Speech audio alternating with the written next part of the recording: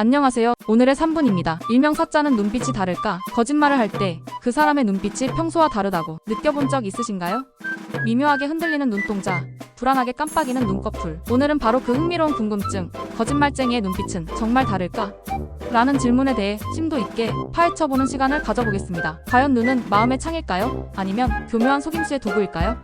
오잉? 우리가 흔히 생각하는 거짓말의 징후, 예를 들어 시선을 회피하거나 엉뚱하게 코를 만지는 행동들은 사실 문화적인 차이에서 비롯될 수 있다고 합니다. 즉, 서구 사회에서 흔히 보이는 행동 패턴이 모든 문화권에 적용되는 것은 아니라는 것이죠. 특히 한국인의 경우 서구권 사람들과는 다르게 거짓말을 할 때 오히려 상대방과 눈을 더 자주 마주치는 경향이 있다는 흥미로운 연구 결과도 있습니다. 오호, 정말 놀랍지 않나요? 이는 문화적 배경이 거짓말을 표현하는 방식에 큰 영향을 미친다는 것을 시사합니다. 그렇다면 거짓말을 할 때 우리의 눈에는 어떤 변화가 실제로 일어나는 걸까요? 최신 연구 동향에 따르면 거짓말은 뇌에 상당한 인지적 부담을 주는 복잡한 과정입니다. 진실을 말할 때보다 훨씬 더 많은 생각과 계산이 필요하기 때문이죠. 이러한 인지 부하 때문에 자연스럽게 눈의 움직임이 줄어들고 눈 깜빡임 빈도에도 미묘한 변화가 생길 수 있다고 합니다. 일반적으로는 거짓말을 할 때 뇌의 과부하로 인해 눈 깜빡임이 줄어드는 경향이 있다고 알려져 있습니다. 하지만 여기서 또 다른 흥미로운 반전. 눈 깜빡임은 단순히 거짓말을 탐지하는 도구로만 활용될 수 있는 것이 아닙니다. 눈 깜빡임은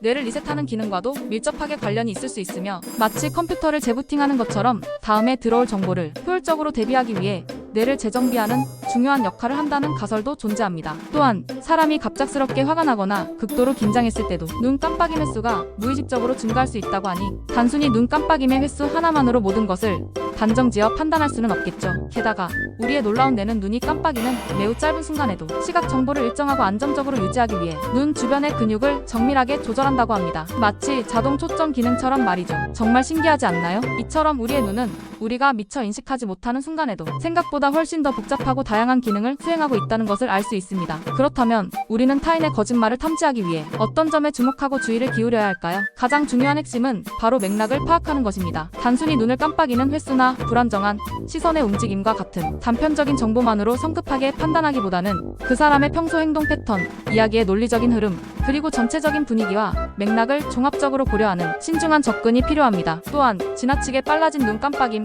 예를 들어 분당 92회처럼 일반적인 평균보다 훨씬 빠른 속도로 눈을 깜빡인다면 이는 숨겨진 거짓말이 무의식적으로 드러나는 신호일 수도 있다는 점을 조심스럽게 기억해 두시면 좋을 것 같습니다. 결론적으로 거짓말쟁이의 눈빛은 정말 평소와 다를까? 라는 복잡한 질문에 대한 명확한 답은 아쉽게도 단정 지을 수 없다입니다. 눈은 때로는 마음의 창이 되기도 하지만 때로는 교묘한 속임수로 우리를 혼란스럽게 만들기도 합니다. 거짓말을 탐지하는 것은 매우 복잡하고 미묘한 과정이며 과학적인 연구 결과에 대한 깊이 있는 이해와 더불어 인간적인 공감 능력이 필요한 섬세한 영역입니다. 사자는 사자를 알아보고 정직한 사람은 모두를 알아본다. 3분 명언. 오늘 영상이 여러분의 오랜 궁금증을 조금이나마 해소해 드렸기를 진심으로 바랍니다. 오늘의 3분이었습니다. 감사합니다.